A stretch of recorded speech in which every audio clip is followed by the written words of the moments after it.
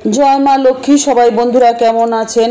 আশা করি ভালো আছেন। এবার আমরা রেডি হচ্ছি আমাদের আগামীকালের লক্ষ্মী পুজোর সমস্ত প্রস্তুতি আমাদের প্রায় শেষের দিকে। তো আমি আজকে বলবো যে কখন পূর্ণিমা পড়ছে, তারপরে আমি ব্রত কথা শুরু করব। তার আগে আমি বলে নেব কালকে কখন পূর্ণিমা লাগছে ও ছাড়ছে। আশ্বিন মাসের এই শুক্লপক্ষের পূর্ণিমার দিনটি কোজাগরী পূর্ণিমা বলা হয়। দেবী লক্ষ্মীর আরাধনা এবং আরাধনার জন্য এই দিনটি অত্যন্ত গুরুত্বপূর্ণ। এই দিনে দেবী লক্ষ্মীর বিশেষ পুজো করা হয়।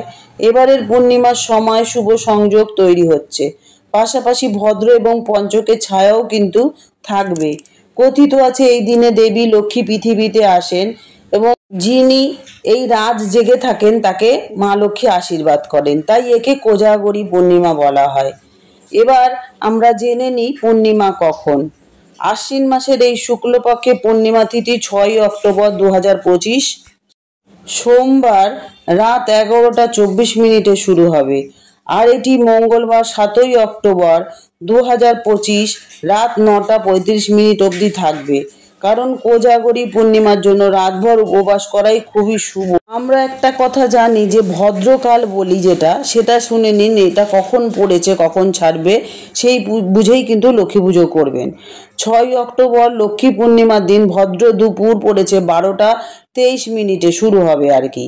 আর এটা চলবে ভদ্র রাত 10টা 53 অবধি, মানে কালকে। পূর্ণিমার সময় ভদ্রকে বিবেচনা না করলেও এই সময় শুভ কাজ কিন্তু করা হয় না, অতএব এই সময় শুভ কাজ করা এড়িয়ে চলুন। হিসাব মতন পূর্ণিমা সোমবার মঙ্গলবার দুদিনই পড়েছে, রাতটা সোমবারটাই পাচ্ছে এবং আপনারা যেভাবে পারবেন সুবিধা মতন আপনারা লক্ষ্মীর আরাধনা করুন। এবার আমি সোজা চলে যাই ব্রত কথাতে। এসো মা লক্ষ্মী বসো ঘরে, আমারই ঘরে থাকো আলো করে। তো বন্ধুরা, আমরা মোটামুটি দুর্গাপুজো শেষ করে ফেলেছি, আনন্দ করেছি, বিজয়া দশমীও মোটামুটি হয়ে গেছে। এবার আমাদের আগামীকাল মা লক্ষ্মী পুজো, যে আমাদের জীবনের সাথে ওতপ্রোতভাবে জড়িত। মা লক্ষ্মী ছাড়া আমরা এক মুহূর্ত চলতে পারি না, কারণ মা লক্ষ্মী হচ্ছে ধনের দেবতা। টাকা ছাড়া কিছু হয় না, আর টাকাই আমাদের জীবনের সব। টাকা ছাড়া আমরা এক মুহূর্ত একটা পাও আমরা চলতে পারি না। মা লক্ষ্মী না হলে আমরা খেতে পাবো না, বা লক্ষ্মী ছাড়া আমরা অচল বলতে গেলে। তো সেই মা লক্ষ্মীর পুজো আগামীকাল। আপনারা যারা করবেন অবশ্যই এই ব্রত কথাটা কিন্তু অবশ্যই শুনবেন যখনই আপনারা সময় পাবেন। অন্তত আপনারা না যদি পড়তে পারেন, যাই হোক যেভাবে হোক ঘরে অবশ্যই এই ব্রত কথাটা চালিয়ে রাখবেন, কানে অন্তত শুনবেন। তো শুরু করার আগে বলবো, নতুন হয়ে থাকলে অবশ্যই চ্যানেলটা সাবস্ক্রিপশন করে পাশে থাকবেন, সকলের সাথে শেয়ার করবেন, লাইক ও কমেন্ট করে আমাকে জানাবেন। তো চলুন, আজকে আমি বেশি দেরি করব না, কারণ আপনারা সবাই বাজার যাবেন, আমি জানি সবার পুজো আছে বাড়িতে, কম বেশি সবাই ছোট বড় করে লক্ষ্মীর আরাধনা করতেই হবে, সে গরিব হোক আর বড় লোক হোক, ছোট হোক বড় হোক, তাই তো। তো যাই হোক বন্ধুরা, চলুন আজকে আমি সোজা আর কথা না বলে মা লক্ষ্মীর ব্রত কথায় চলে যাই। আপনারা মন দিয়ে মা লক্ষ্মীর এই কথাটা শুনুন। যখন শুনবেন অবশ্যই হাতে একটু দুব্য নিয়ে নেবেন, 3টে হোক 5টা হোক, বিজোড় সংখ্যায়। কোজাগরী লক্ষ্মীর ব্রত কথা। আশ্বিন মাসে শরৎ পূর্ণিমা তিথিতে এই কোজাগরী লক্ষ্মী পুজো হয়ে থাকে। তা দেখে নিই এই ব্রতের পেছনে যে প্রচলিত কাহিনী সেটি। এক দেশে রাজা ছিলেন, তিনি সৎ ধর্মপরায়ণ ছিলেন।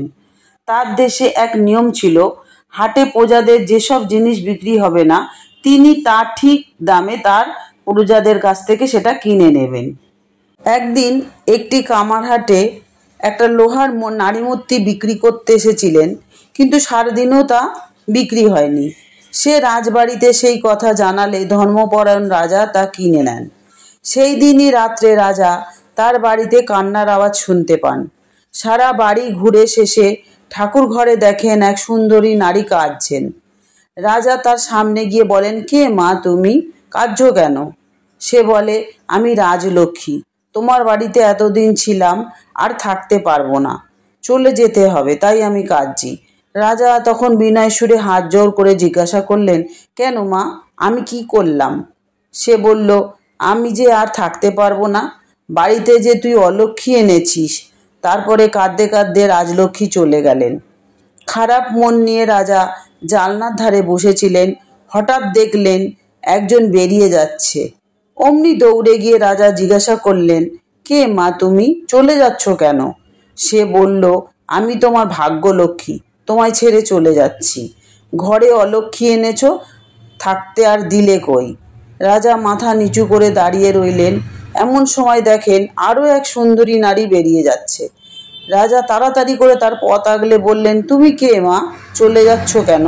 সে বলে, আমি যশোলক্ষ্মী, তোমায় ছেড়ে চলে যাচ্ছি। এইভাবে একে একে রাজলক্ষ্মী, ভাগ্যলক্ষ্মী আর যশোলক্ষ্মী তিনজনই রাজাকে ছেড়ে চলে গেলেন। তখন রাজার চোখে ঘুম নেই। রাজা জানলার ধারে বসে থাকতে থাকতে দেখেন একজন পরম পুরুষ আর এক সুন্দরী নারী বাড়ি ছেড়ে চলে যাচ্ছে। রাজা দৌড় আগলে কে তারা জানতে চাইলে সুন্দরী নারী বলেন, আমি কুললক্ষ্মী, ঘরে অলক্ষ্মী আছে, তাই তার আর থাকা হবে না। পরম পুরুষটি জানালেন তিনি ধর্ম, কিন্তু অলক্ষ্মীর কারণে তাকে যেতে হচ্ছে। এই কথা শুনে রাজা জিজ্ঞাসা করলেন, আমার দোষ কি? ধর্ম রক্ষা করতেই অলক্ষ্মীকে কিনেছি, ধর্মই আমার সম্বল। এই ধর্ম বলে আমার রাজলক্ষ্মী, ভাগ্যলক্ষ্মী, যশোলক্ষ্মী, কুললক্ষ্মী সবাইকে যেতে দিয়েছি। আমি ধর্মপ্রাণ, ধর্ম ত্যাগ করিনি। আমি আপনাকে যেতে দেব না। ধর্ম দেখলেন রাজার কথাই ঠিক, তিনি রয়ে গেলেন। কিন্তু রাজার অবস্থা দিন দিন খারাপ হতে থাকলো। তার সব সুখ হারিয়ে যায়। রানী যেদিন যেমন হয় তাই যত্ন করে রাজাকে খাওয়াতে থাকেন। রাজা খেতে বসলেই পঙ্গপালের মতো পিঁপড়ের দল এসে জড়ো হয়, কিন্তু খাবারে তাদের রুচি হয় না। তাই দেখে এক পিঁপড়ে বলে, ওই অলক্ষ্মীর জন্য রাজা এমন গরিব হয়েছে যে খাবারে ঘি জুটছে না। তা শুনে রাজা হা হা করে হেসে ওঠেন। রানী দেখতে পেয়ে বললেন, আপনি এমন হাসছেন কেন? রাজাও বলবেন না, রানীও ছাড়বেন না। রাজা তখন বলেন, এ কথা বললে আমার প্রাণ যাবে। তাও তুমি শুনতে চাও তো বলবো। তাও রানী শুনতে চায়। রাজা তখন বলেন, আমি মরলে যদি খুশি হও তাহলে ওই নদীর ধারে চলো, বলবো। রানী ভাবে, কথা বললে আবার মারা যায় নাকি? তাই তারা নদীর ধারে এসেছে। ওখানে হঠাৎ এক শিয়ালিনী শিয়াল বলে, ওই দেখো জলে মরা ভেসে যাচ্ছে, নিয়ে এসো, দুজনে খাওয়া হবে। তাই শুনে শিয়াল বলে শিয়ালিনীকে, আমি কি রাজার মতো বোকা যে রানীর কথায় প্রাণ দেব? রাজামশাই সে কথা শুনতে পেয়ে রানীকে সেখানে রেখে সে স্থান পরিত্যাগ করে। এদিকে রানী কাঁদতে কাঁদতে নদীর ধারেই থেকে যায়। এইভাবে অনেক দিন পার হয়ে যায়। দেখতে দেখতে আশ্বিন মাসের পূর্ণিমা তিথি এলো। রানী দেখলে নদীর ঘাটে শঙ্খ, ঘণ্টা, ধূপ ধুনো দিয়ে কারা কি সব করছে। রানী এগিয়ে এসে মেয়েদের জিজ্ঞাসা করলো, তারা কি করছে? তখন তারা বলে, আশ্বিন মাসের পূর্ণিমা, কোজাগরী লক্ষ্মী পুজো করছে, এবং সঙ্গেও জানায় এই পুজো করলে অলক্ষ্মী দূর হয়, মা লক্ষ্মীর কৃপা দৃষ্টি লাভ হয়। তাই শুনে রানী তাদের কাছ থেকে রং মাখানো পিটুলি চেয়ে লক্ষ্মী গড়ে নারিকেল চিড়ে তালের ফোঁপড় দিয়ে পুজো করলেন। তারপর গল্প গান করে সারা রাত জেগে কাটালেন। ওইদিকে রাজবাড়ির যে লোহার অলক্ষ্মী ছিল, সকাল হতে তা কোথায় গেল কেউ জানতে পারল না। ধর্ম এসে রাজাকে বললেন, আপনার অমঙ্গল কেটে গেছে, অলক্ষ্মী দূর হয়েছে, আপনি এবার রানীকে ফিরিয়ে নিয়ে আসুন। রাজা পালকি নিয়ে রানীকে ফিরিয়ে আনলেন। তারপর খুব ঘটা করে লক্ষ্মী পুজো করে আবার সব ফিরে পেলেন। এইভাবে কোজাগরী লক্ষ্মী পুজোর মাহাত্ম্য চারিদিকে ছড়িয়ে পড়ল। অথ লক্ষ্মী দেবীর ব্রতকথা সমাপ্ত। মা লক্ষ্মী সকলের ঘরে ঘরে বসত হোক। মা লক্ষ্মী সকলের ধন ও সম্পদ পরিপূর্ণ করে দিক, এটাই আমি মায়ের কাছে কামনা করি।